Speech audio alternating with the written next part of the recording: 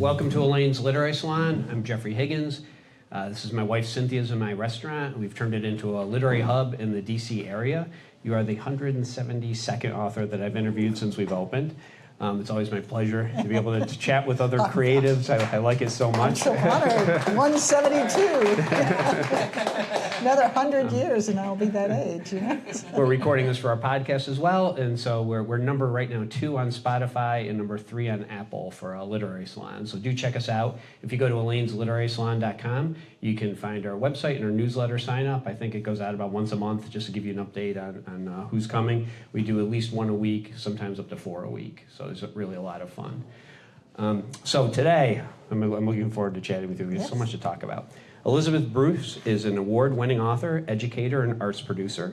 Her recent collection, Universally Adored and Other $1 Stories, was published by Vine Leaves Press in 2024 and won 3 indie fiction distinctions. Her debut novel, In Silent Left the Place, won Washington Writers Publishing House's Fiction Prize, a ForeWord magazine Bronze Prize, and the Texas Institute of Letters Finalist Award. It's also available as an author-read audiobook, which I definitely want to talk to you about because that is incredibly difficult. She's been published in the USA and 12 other countries. A native Texan, she's currently shopping around her new novel, I Will Read Ashes for You, the deep backstory of the 1947 Texas City disaster in which a French ship full of ammonium nitrate fertilizer blew up in the port of Texas City. It remains the deadliest industrial accident in U.S. history. Elizabeth is a former character actor and co-founder of DC's Sanctuary Theater and creator of the Theatrical Journey Project, introducing science to early learners through a guided pretend play at CentroNía. With her husband, all-round creativist Robert Michael Alver, she co-hosts Creativists in Dialogue, a podcast embracing the creative life on Substack. She's a proud mama of 2 amazing adult children and has 1 fabulous granddaughter and granddoggy. She's super excited to be here, and we're thrilled to have her. So please welcome Elizabeth Bruce. Thank you, Jeff. Oh, it's my pleasure. You are doing so much stuff. So I want to. So are you, my friend. That's right. That's why I'm looking forward to this, because it's really fun. I want to know how you're doing it all, because that's really fascinating. Let's start with In Silent Left the Place. This was your debut novel. Why don't you just give us a little back jacket copy, tell us what it's about without any spoilers. Sure. So In Silent Left the Place, I'm a native Texan, as Jeff said, and it's set in South Texas, in the desert in South Texas in April of 1963, and the main character is an 81-year-old World War I veteran who came back from the Great War middle-aged and silent. He can speak, but he doesn't speak. So the mystery of the novel is, why doesn't Thomas Riley speak? And the reader does find out, but not until late in the book. I mean, so this came out in, what, 2015, is that correct? Well, it was originally published by Washington Writers Publishing House in, I think, 2007. But I have remained active with the press, which celebrated 50 years of continuous operation. Congratulations, in 2025, yes. I haven't been there all 50 years. But it was reissued in 2021. And then the author I read the audiobook, and that came out in 2024, I think. You know, that's one of the things that I think authors don't realize. You know, when a book comes out, it's out there forever. I mean, books go out of print, but in the digital age, they really don't. So they're sort of out there forever. Right. It's interesting, right, that you keep having attention and people are still talking about it. How does that feel as, like, legacy, like when you're writing a book that just is out there forever? Oh, well, you know, I applaud the literary world for coming up with this rather innovative production process called print on demand, so that books don't actually go out of print, assuming your publisher doesn't go defunct.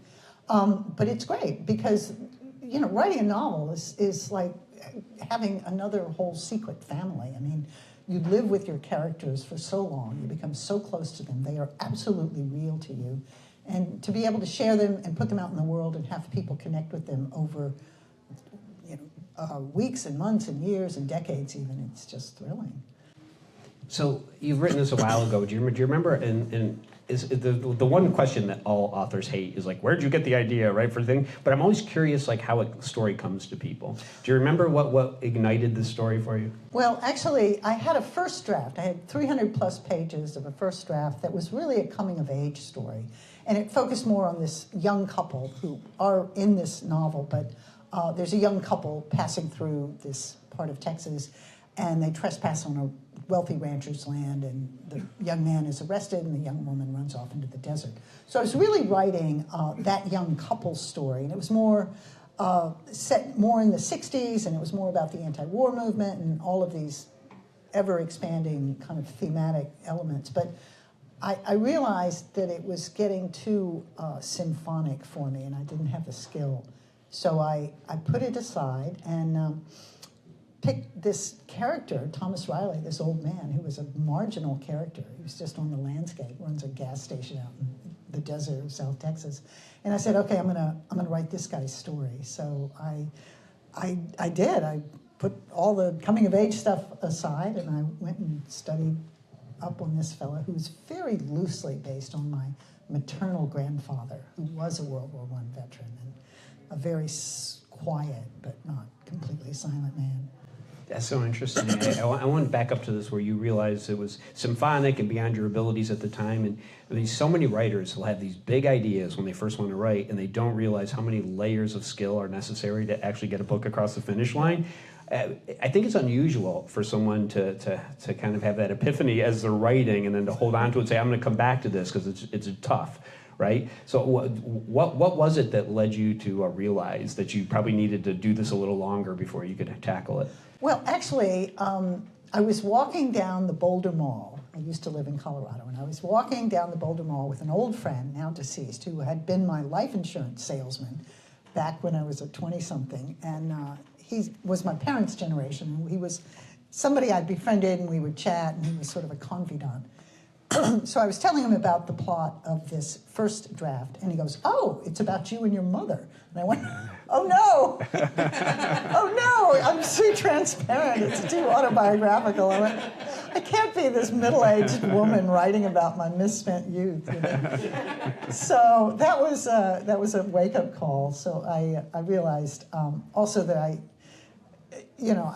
hadn't even finished. There were just layers and layers that I still hadn't gotten to. And now, at many years later, going back and revisiting some of those pages, I'm really grateful to myself that I did put it aside because it wasn't ready. It was just too, the language was too flowery. There were too many plots and subplots and things like that. So I did myself a real solid by putting it aside. Yeah, no, that's excellent. I think a lot of people don't do that, and that's why a lot of times their first books don't go anywhere. They don't find a home because they maybe bit off a little too much. So when you're talking about like the theme, this is about you and your mother.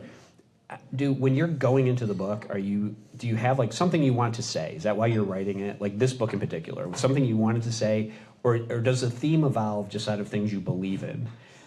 Well, actually, this book, as I said, I came from the 1950s and 60s Texas, and it was the segregated South. So the jumping off place for me in this book really was about the sort of moral crime of that era and of this country's moral crime in terms of racial violence and racial injustice. And I felt that I needed to speak to it in a mythic capacity, and hence through my character, Thomas Riley, the silence that he imposes on himself is associated with some of that history. And I was striving to write a very almost parable-like story that had mythic elements and a kind of symbolic underbelly that really dealt with that. So that kind of comes out of my upbringing as a very privileged white kid in the segregated South in the 50s. And do you find that other themes like emerge because they come out of just who you are as you're writing without you noticing? Like, have you ever finished a work and then go, oh, like it seemed like a common theme through things or something that you hadn't intentionally planned to put that in there, but it came out? Oh, well, there are lots of moments in this book and other books that come out of real life experiences. There is also a rather theatrical, very theatrical quality to this book. There are, as you know, I was a theater person for many years, and there are some wildly theatrical moments in this book and other books that I could never produce on stage without a $4 million budget. So I was able to put some very theatrical things. There's a bulldozer ballet in this novel. I could never put that on stage. That would be too expensive. And there's a kind of tall Texas tale quality to this book. That there is a tall Texas tale that begins the novel, and you come back to that in the end of the novel. So that comes out of my upbringing as a small town girl from Texas with a Texas daddy who was a great storyteller. So how does like that Texan culture in a small town, how does that become like character in your book, and how would somebody who's not from Texas like relate to that? Oh, well, small town people are my people. I mean, even though I left a long, long time ago, but they're just regular people. I mean, they're people who have dignity and kind of hopes and dreams and things, and really laborious efforts to sort of move forward in life. I think that the novel is set in a very spare and very harsh part of Texas, and the land is really a character in this book because it is so unforgiving. There's an unforgiving quality to the terrain, and it holds stories. The land holds stories, and there are stories embedded in the land in this novel as well. I love that. So I guess like if I'm looking at, say, take a small town in, I don't know, like the Pacific Northwest or Maine or Florida compared to like a small Texas town, right? Cultures are different. The lens through which the people who live there view things is different. So when you have characters that are from there and you intimately know the culture and they're seeing things, do you have to go a little farther than you would if you were just like sharing this book with people in that region to explain why? Because some of the perceptions probably are not something somebody else would jump to right away, right? And do you have to go a little farther to explain it for a broader audience? Well, I think that's such a good question, and it really is pivotal to everything I write because there are lots of presumptions, there are a lot of negative associations with small town life, there are negative associations with Texas or the South or the Southwest, negative associations with parts of our history and eras in the recent past. And my goal as a writer is to humanize the people who are living in these places and to give their struggles a kind of density and a kind of dignity and a kind of complexity that I think is often not assumed, is often kind of disappeared. So people in my books are not necessarily, they're not intellectuals. There's not a lot of neurotic interior thought, but there is interior thought. It's just very plain spoken. So the plain spokenness is a part of what I'm trying to capture. And there's a lyricism and a poetry to it, but it isn't fancy language. Even though you grew up in this area and understand it, did you, going back to write this novel years later, did you have to do a lot of research, or did most of it come out of your memory? Oh, well, I did a lot of research about World War I. I did a lot of research about the Vietnam era for draft one, but there is still a Vietnam dimension to the second novel, this novel. So I did mostly research about World War I, and my character is traumatized. He's a deeply traumatized human being. I didn't write from a medical perspective. I didn't write from a clinical analysis of PTSD or shell shock or battle fatigue or anything, but I did a lot of research into some of the flora and fauna and some of the environmental elements and some of the technology. I had to make sure that things that I had in this novel that had technical elements were authentic. And when did cars get car radios, for example? They did not have car radios in 1963, and I had to make sure I didn't put a car radio where it didn't belong.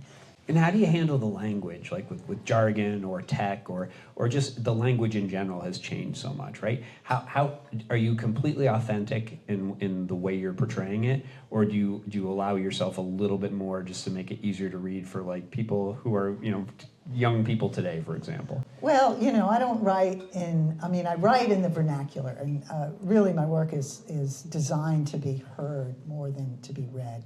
So I tell people that you have to read it aloud in your head with a Texas accent. And so the audiobook, of course, is really written in a Texas accent because I go right back into it. But, and I go right back into it, you know, even though I had a Yankee mama and I'm not really a full-blood Texan, but, and I was kind of pummeled into losing my Texas accent when I left the state, but that is the easy part, frankly. I mean, finding voice, these are very, the culture of Texas and the places that I write about have so much voice. They are so, they're such oral tradition places. And so that is not a problem. Tapping into that kind of oral eloquence and the sort of storytelling ethos and history is the fun part. Well, where is the line when you're writing like accents to make it still readable yet authentic, right? Do you do more at the beginning and then ease off of it a little so that voice is already established in the reader's head, or what's the strategy? Yeah, I mean, I think writing, you know, it's sort of almost a patois. I mean, you know, you use a lot of short words and short sentences, and there's a cadence to it. It's really about the cadence. I mean, I've had people point out that I end up writing in iambic pentameter. I don't mean to do that. It just, you know, there's an intentional cadence. Yep. So there are extra words where you wouldn't necessarily need that word. I mean, I use a lot of slang and a lot of, you know, kind of, idioms and expressions and images and such. But I don't write, you know, it's not indecipherable. It's not Nora Zeal Hurston, or I'm not writing, it's not even like reading Faulkner or anything. It's pretty easy to read, I think. So it's literary fiction, and your prose is beautiful, by the way. Oh, thank you. So where is that, I guess, line where it becomes literary fiction? Like, what are the elements that you're looking for to classify it as that? Or do you not care? You're writing with your voice and what you want to write, and then let other people categorize it themselves? Well, you know, I mean, this is a big conversation that I'm sure you've had many times. What's literary? What's commercial? What's upmarket? There are all these categories in the fiction and literary world. I mean, the kind of default explanation is that literary fiction is more character-driven than action-driven. You know, plot is less important, and you have a lot more interiority, and it's a lot more about the emotional lives of the characters and such. And I get into that, you know? And there is action in what I'm writing. I mean, this thing is 24 hours long, and a lot happens in those 24 hours. But for me, I think it really has to do with a sense of place, you know, and people who are rooted in a sense of place, and voice, you know. There's a lot of dialogue, and there's a lot of trying to capture the sort of you know, the kind of vibe of a place, the sort of personality of a place. Yeah, for me, when I'm reading it, it's your voice, your authorial voice, but it's also the beauty of the prose. I think those are the two things that kind of elevate it above some other commercial fiction, for example. So I'm curious, you said you base this loosely on a relative. What is that character creation like? Because it's so different for everybody else. Do these characters, I guess, come to you like somewhat fully formed, or are you more methodical in the way that you're crafting them before you start writing? Yeah, I mean, characters do come to you. I mean, you know, it's a visitation, really. I mean, it is a kind of psychological state. I love that. Yeah. It's a visitation. Yeah. You know, y'all come on down. You know, Yeah. Yeah. So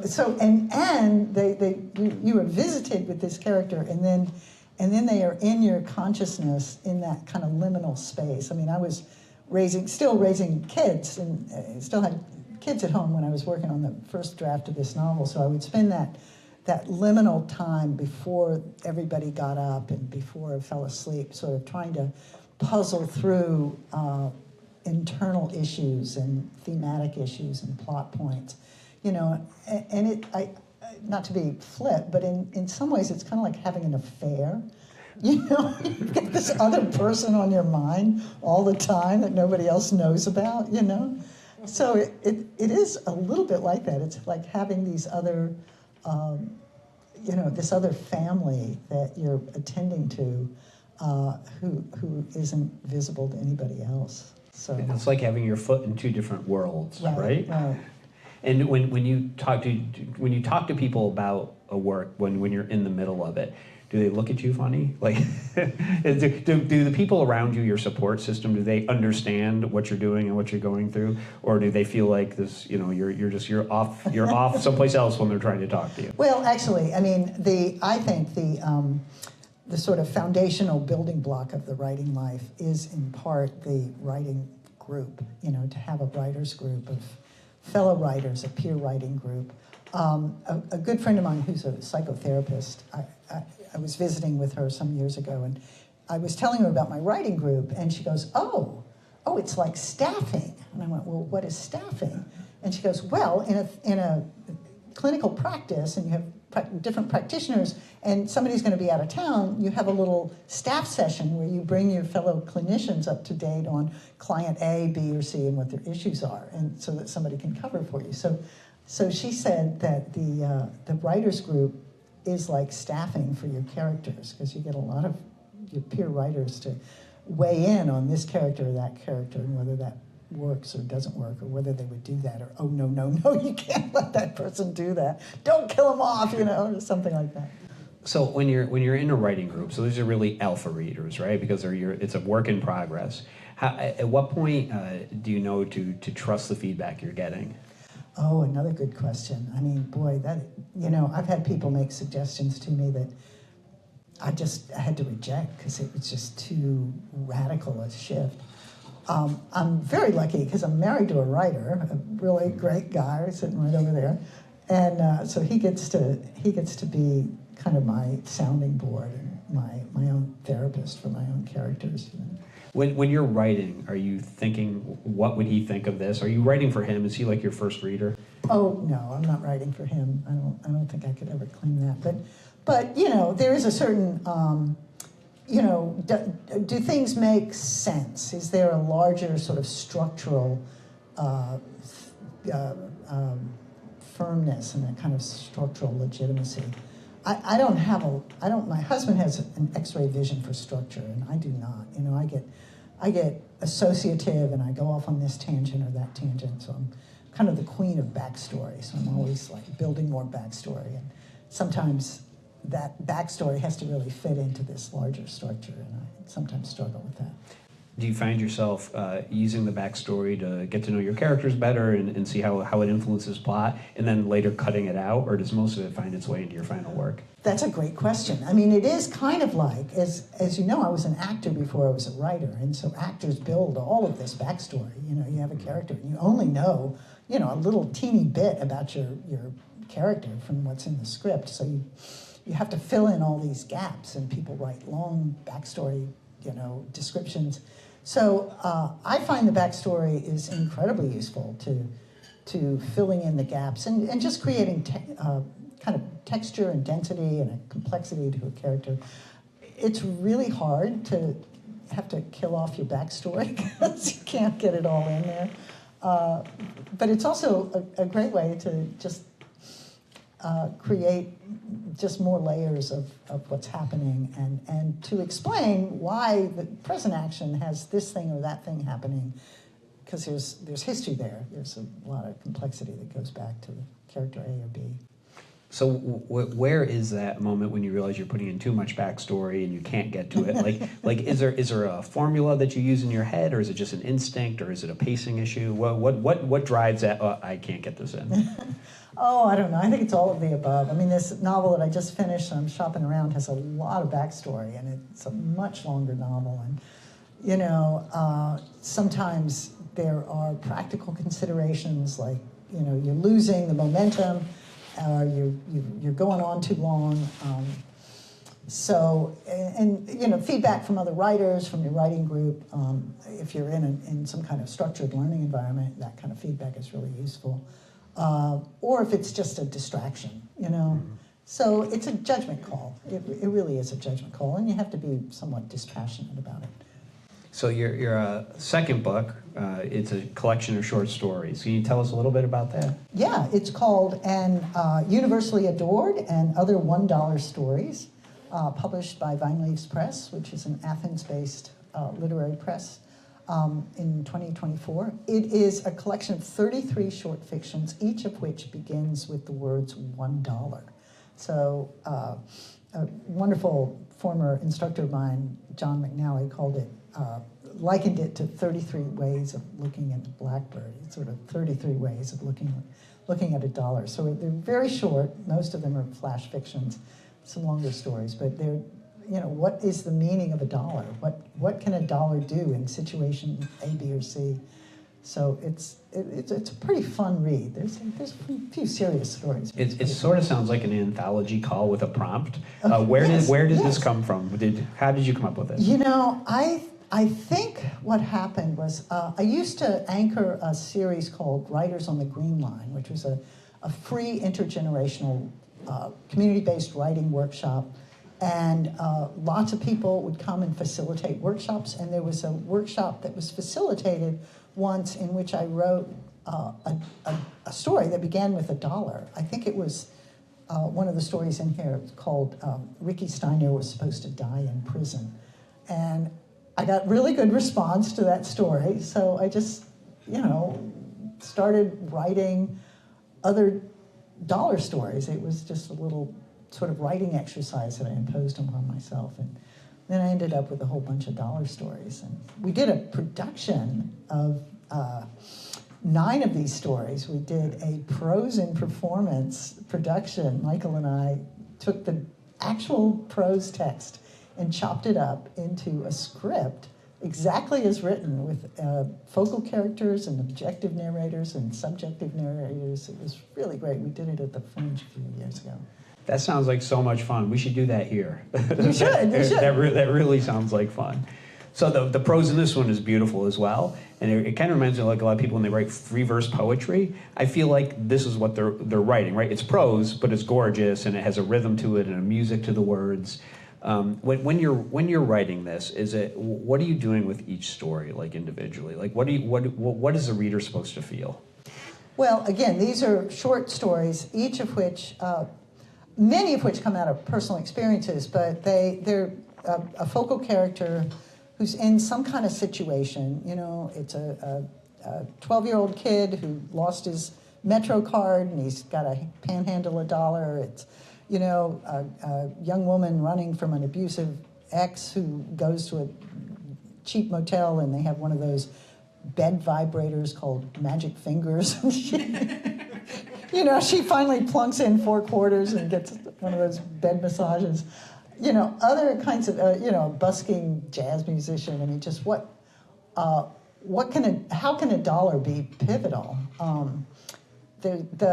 Again, it's written very much in a cadence. There's a number of stories that are set either in Texas or in the Gulf Coast or in the South or the West.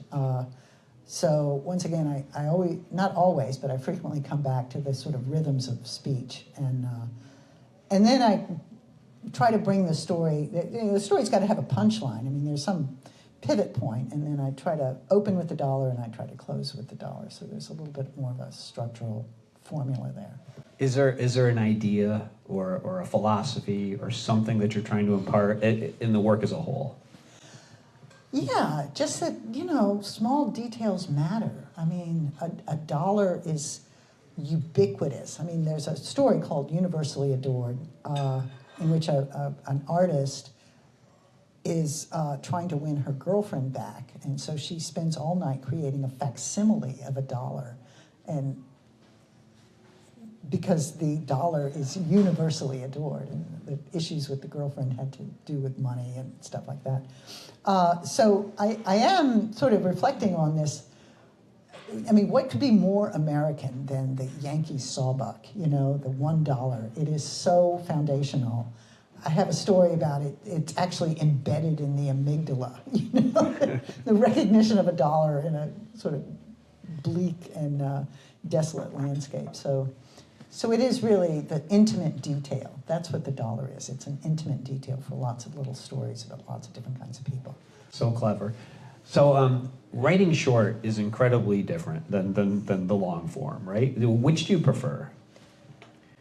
Well, having just written a 400-page novel, maybe I prefer the longer form, but actually I do prefer the short form. Even things that I've written, novels, are kind of chopped up into these very compressed, very sparely written, often mini stories, whether it's a chapter of a larger story or whether it's an actual completed flash fiction or short story.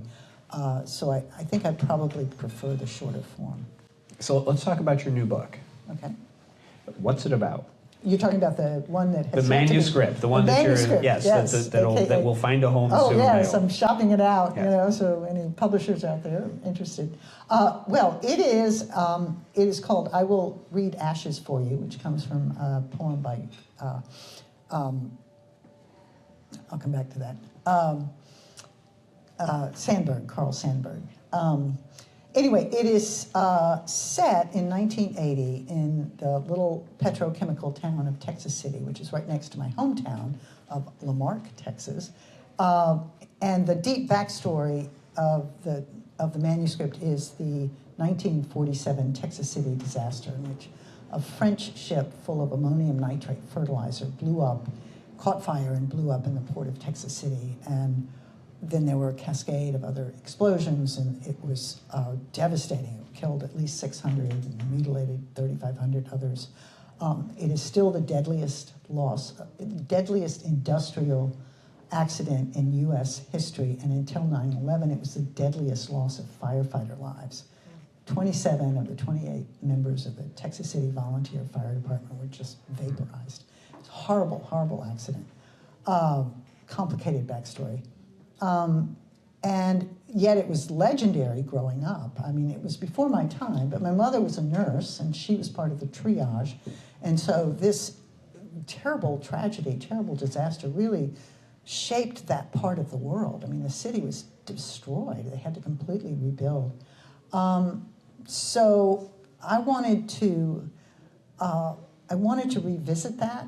I actually take about 10 characters from my dollar stories and put them together in a fictitious diner that rose out of the ashes of this terrible disaster. So readers of this new novel will maybe recognize some characters from the dollar stories. But it was really about a small town rising from the ashes, having to rebuild and finding some respite in just the bonds of community. So how does like that major trauma get passed down generationally? Like I'm sure you grew up with the stories, and you said it changes the actual physical landscape as well. Right. How does that affect like the psyche of people, 50 years later, for example? Well, I think,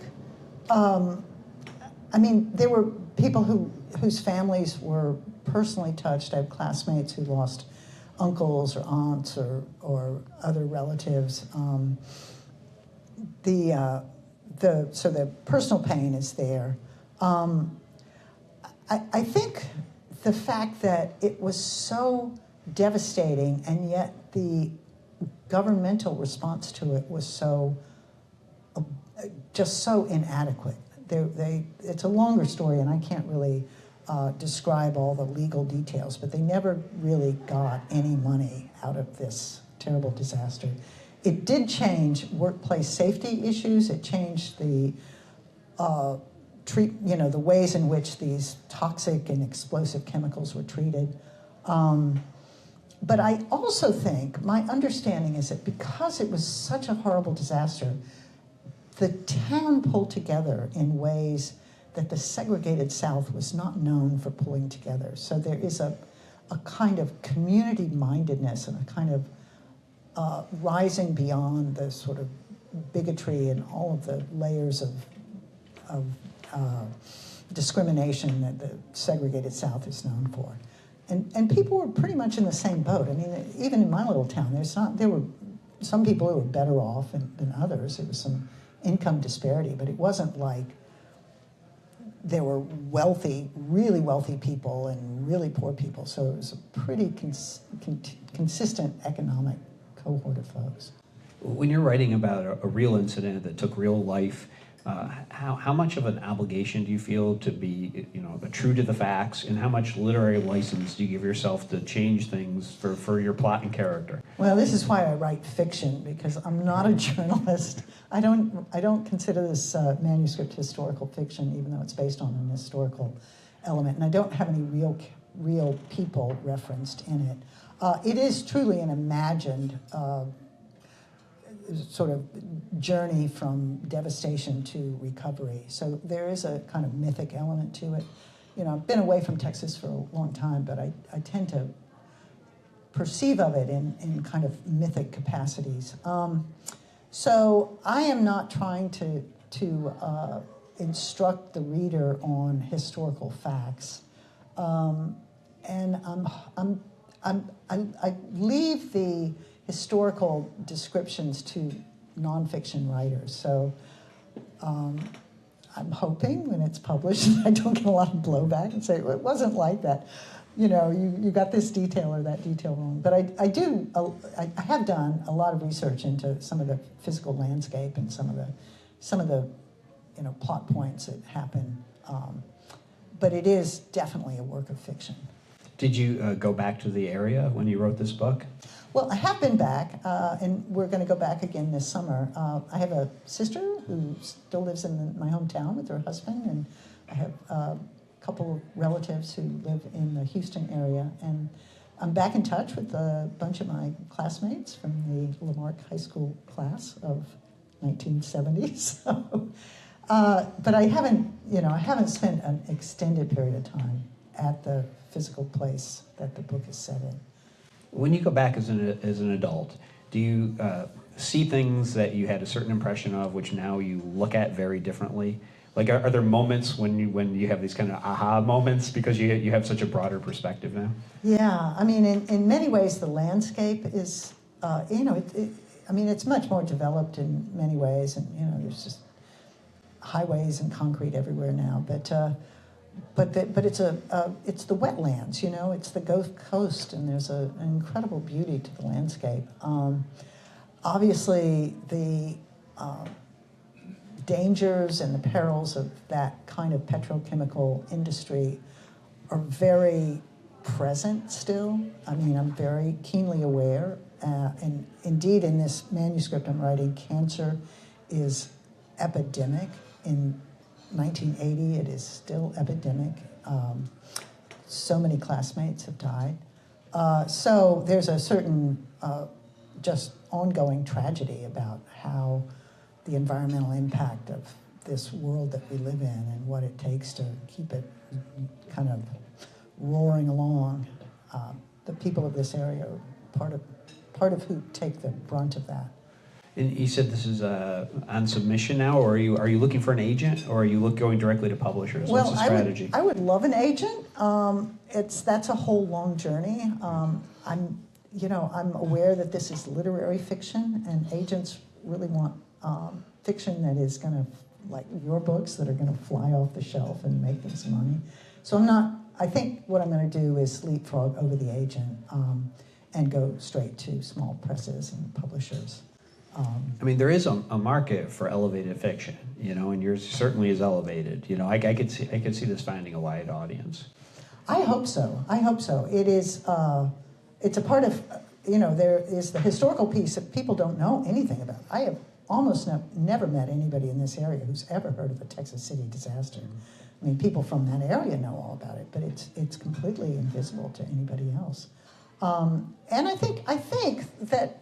The fact that my characters are, in many ways, it's such a hopeful story. I mean, people have had hard lives, and there's a lot of pain in the people who gather in this diner and the diner owners, and so there's a lot of hardship, and people have had a lot of hard losses, but they come together, and there's a certain beauty to the connections and to the commitments that people have with each other. So I think there's a very beautiful story of resilience, and I think there's definitely people want to read loving and intimate portrayals of just regular folk. You know, these are not college professors. They're not, you know, high-placed government officials. These are just regular working people who are trying to move ahead in life. You know, I can feel your love of story, and you've certainly been involved in telling it in a lot of different mediums. So, like, when did you first want to be a writer? Oh, gosh. You know, when I was young, I always thought I'd be a visual artist. You know, I was really drawn to art, but I didn't think I had enough original ideas. And then I didn't think I was just, you know, creative enough to do anything. I always wanted, the only thing I ever really wanted in life was to get out of my little small town and live an artistic life and have the respect of my peers. That's all I really wanted. Mission accomplished. Mission accomplished, you know. So it took me until I was like, and I was an English major in college, for which I am daily grateful because it enriches my life so much. But my first creative venture into the world of creativity was as an actor. Back when I was about 25, I took an acting class, and then I was bitten by the acting bug, and I spent 10 or 12 years doing that.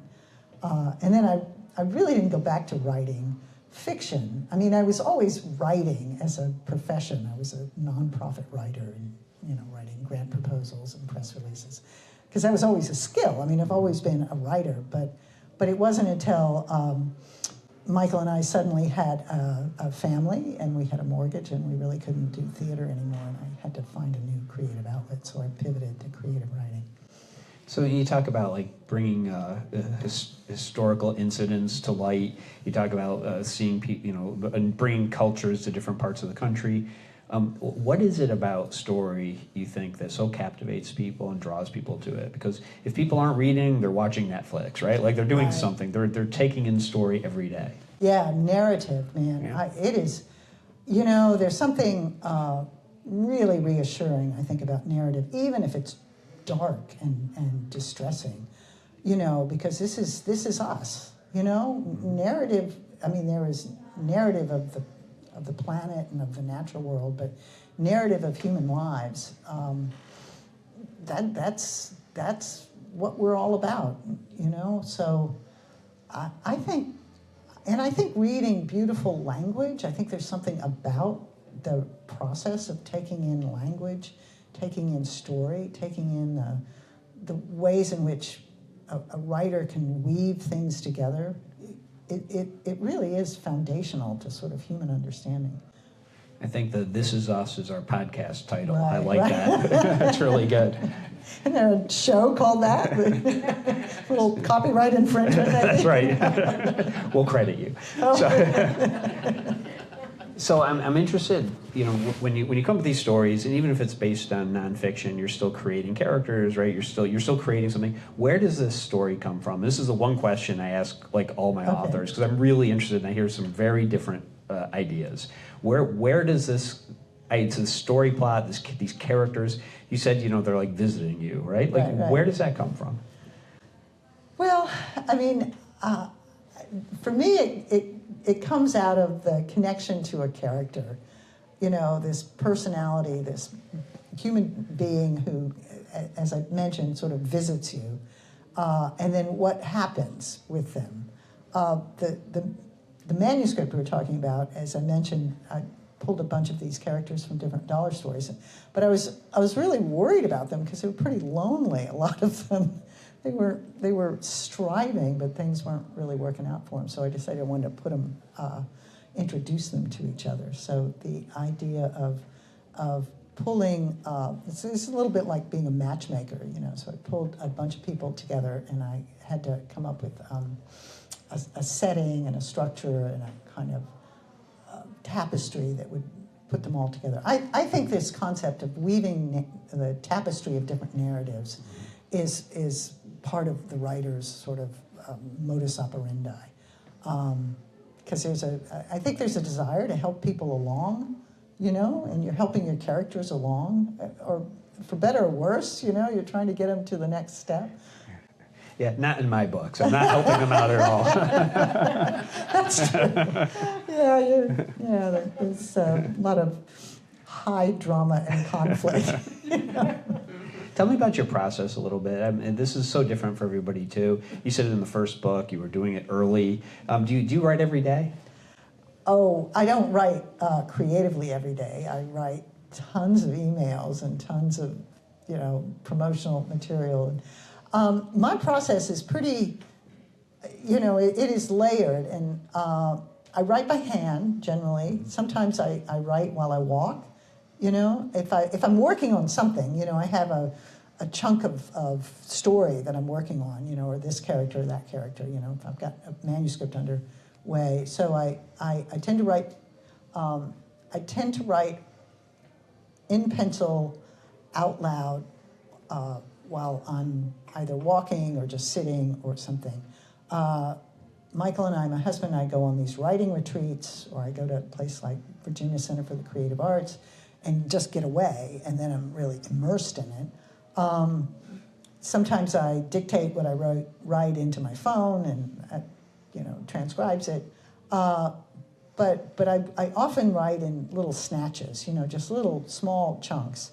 And then the process is really putting these chunks together.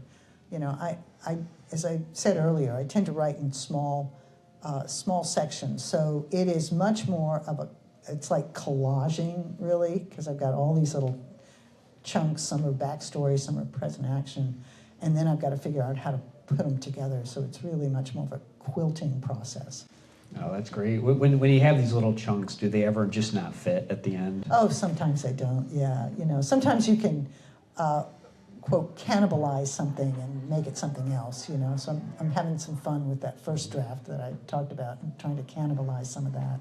So yeah, I mean, sometimes they never are resurrected, but sometimes they turn into something else. So how long does that process take you? Because it sounds like your things are coming to you, you're writing little scenes, you're writing character notes, right, little moments, dialogue, whatever. How long does the whole process from start to finish, when you finally sit down to quilt, like how long does that whole thing take before you have like something that's ready to go to an editor? Well, it takes me years. I mean, I'm amazed at people who can crank out a new novel every year. But so I'd say, you know, 2 or 3 years, something like that, to get all the chunks. And, you know, there's research, and depending on the content, you know, you do a deep kind of go down a rabbit hole on this piece of content or that piece of content. There's sharing it, there's feedback. Then there's doing what I think would be called a developmental edit. You know, when I was at VCCA, that's what I did. I took, you know, the whole manuscript in a big binder and went through it. And, you know, I have notes and Post-it notes. And I mean, I'm sure people are much more organized. I mean, I have hundreds of little pages of notes, and I don't really get to them until way late in the process. And I go back and visit this section or that section and make notes. And, you know, try to fix things that aren't working, or try to make sure that things are continuous. You know, the continuity that the film people have, where you have a continuity editor. Mm-hmm. So to make sure, you know, you've got everybody who's the right age that they're supposed to be, and, you know, what kind of car were they driving? I have this whole section about who was driving what kind of car, you know. So it takes me a long time. It took me, years to write my first novel. I mean, I was still raising kids, so I was really scrambling. But, you know, so I'm not trying to get something out there as quickly as possible. I mean, it just takes me a long time. Is there something about when you're writing like with pencil and paper? So you said we do it when you're walking, right? Like, yeah, sometimes. If you're not dictating, it sounds like a sort of awkward process. But is there something about that like tactile connection to the writing that helps you? It absolutely does for me. I mean, I'm a digital immigrant, so, you know, the hard copy is kind of where I live. But and I like pencils, you know. I like the page and pencils, and you can scribble all over them and write on the front and the back and make little arrows here and there. So I like the graphic process of writing, and often I will speak as I write, you know, just to get the cadence right. So if I'm walking with my notebook, I'm also speaking. Mm-hmm. So, You don't want to get too close, But, That's a big part of the editing process too, right? Speaking it out loud and, and hearing the sound of the words. Absolutely, even while you're composing, I mean, that's definitely how I write. I mean, some of that comes out of my theater thing and the, speaking in the vernacular, but it's, it isn't just the dialogue. I mean, it's description and exposition and all of that, So there's a whole kind of fluidity that I'm striving for, so you got to do that out loud. And when you finally put all this together, are you doing it in like Word or Scrivener or some kind of processing? Yeah, I just use Word, I should maybe, I'm not systematic enough, I think, to use Scrivener, which is a kind of software program for writers. So I just use Word. And then, turn it into a PDF or something to send it off to places. But when you talk about like your structural edit and your developmental and you're looking for continuity and things, do you use any of the tools that are out there? There's like Notebook LM or Pro Writing Aid or something, things where you can just literally plug in your manuscript and ask it. I should. I really should. It would make my life so much easier. I'm not tech phobic, but I am not super tech savvy. I find just the physical process of taking either handwritten things or typed things and having to import them, embed them, or retype them into some program. It's just a lot of typing, and I'm a fast typist, but something always happens on my laptop, and the cursor jumps around, and I have to get back to where I was. I'll talk to you offline about this. All right, so I'm just curious. I've been asking a lot of writers about habit, and there's writers who produce like you, and there's others who just don't and can never finish a project. Is there any tips that you have for developing the writing practice? Oh, I would say just be dogged. Just don't give up. I mean, you just got to keep, even if it takes years, just keep coming back to it. Inches. My image is that it's like a piece of cheese, like a real big round block of cheese, and you have to nibble at the edges and keep nibbling until you've eaten the entire block of cheese. A very rodent kind of methodology. Do you ever suffer from what people call writer's block, which I don't really believe in, or moments when you're stuck, or is there anything you do, I guess, that ignites your creativity? Yeah, I mean, getting out of town helps, I think reading a lot. I read a lot. I read while I walk on the page, when I go to the gym. I read while so I think immersing yourself in narrative really helps. Having fellowship with other writers, being able to, actually talk through some of these technical writing challenges and to sort of get into that headset of, because it's complicated. Writing is hard. It is just a really complex skill. So I would say, immerse yourself in narrative and immerse yourself in kind of fellowship with others who are involved with narrative. You've talked about the importance of community a number of times. Is that what inspired you to do the podcast? Yeah, in many ways. I mean, Michael and I were talking, he was very concerned about just the polarization and the discord that we have in this country, and really feeling like creativity is connective tissue. It is healing, it is connecting, it is rising beyond our petty grievances with each other. And that creativity is across the board. There's not just creativity for the, quote, official artists, but creativity is in all walks of life. So that's what the podcast is we talk to people about the role creativity plays in shaping who they are. I agree with every bit of that, and I love it. That's fantastic. So where should people go to find your work? Well, I have a website, ElizabethBruceDC.com. So there's everything you could possibly want to know about me in there. It's both a website and kind of an archive. The podcast is Creativists.substack.com. So it's free for anybody who wants to sign up. We are also on Spotify. My two presses are Washington Writers Publishing House, which is, the website is washingtonwriters.org, And Vine Leaves Press is, I think, vineleavespress.com, I think. And those are the places you can find out about me. My long association in my teacher life, my educator life, was with a wonderful, large, complex community-based organization called CentroNía, CentroNia.org. So you can find out all about the good work they do there. That's great. I always ask people if they would just go on Amazon and rate her book or leave a couple sentence review, because it makes a big difference for discoverability for people. And like 70% of all book sales are on Amazon, right? So it certainly helps. And if you like what we're doing here at Elaine's Literary Salon, please go to elainesliterarysalon.com. You can see our upcoming schedule. You can subscribe to our newsletter, and we would love a review for our restaurant. This has been really lovely. Oh, thank you so much. I appreciate it. Well done. Fantastic questions. And thank you. And you have some books up here, and you'll be signing, correct? Absolutely. Okay, wonderful. Looking forward to it. Thank you.